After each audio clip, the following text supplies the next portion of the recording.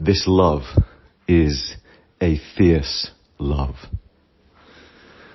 This love has no time for fluff. This love has no time for the superfluous, for the ambiguous, for the inconsequential and deceptive. This love has no time for the dishonest, the disingenuous. This love has no time for the fake, for the flattery, for the imitation. This love is organic. This love is natural. This love is rooted, grounded, deep. This love is resonant and true. This love is coherent and creative. This love is inspiring and innovating. This love is enlivening. So what is this love of which we speak? It is at the root of the word entrepreneur and of the word enterprising. And bringing these words to you from the far west of Cornwall, here in the UK, where the Cornish word for both adventure, enterprise, and adventure is aventure. So this love is adventurous, because we are talking here about the love that chooses to solve the hardest problems. And in the world today, we have no shortage of hardest problems. And yesterday I spoke in the CoffeeCast about the opportunity that exists past 50 for a third act of life, a third life that is beyond all imagining. The only challenge is what can be imagined, for we each have an entire new life that stretches before us, 25, 30, 35, 40 years of not just life, but of living, and of living with purpose, with joy, with passion. And here is where we meet the quality of love that can define that incredible life. The quality of love that seeks to solve the hardest problems because it can.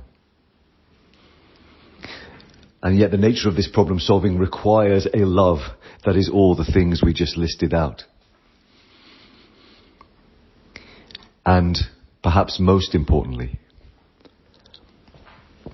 for here is the essence of great, great problem solving. A love that is playful, that allows itself not to take these great problems that it seeks to solve too seriously, but rather to dance with them. And I notice that there weaves into these coffee casts the significance of some of the books and things that I am studying as I go about my own journey of bringing through the fierce, joyous, playful love that I am called to bring. So yesterday I shared that I have been enjoying 10x is easier than 2x by Dan Sullivan, and that was the basis for the invitation to inspiration, for imagining the very most incredible third life for yourself. I've also been diving into that great seminal work on consciousness, Power versus Force, by David Hawkins. And I think this, again, really speaks to the heart of the love that I am calling for among the greater generation, which is a love born of power, not of force. That we let ourselves be pulled towards the greatest solutions, the greatest visions, rather than forcing ourselves to get there. As we start to understand that the salmon that leaps up waterfalls, this is not an act of force. Rather, this is an act of power. This is an act of the salmon aligning itself with the forces of the river, with the forces of nature and achieving the seemingly impossible, because in that moment of perfect alignment there is a perfect love, a perfect solution to the very hardest of problems. For the salmon does not swim, it is swum. It is pulled up the river by the vortexial forces that the Austrian forester Victor Schauberger understood so well, and that I, as someone admiring his work, understand like a toddler understands Usain Bolt's sprinting. Yet I can watch as Usain Bolt crosses the line, streets ahead of his competition, with a gleeful smile upon his face.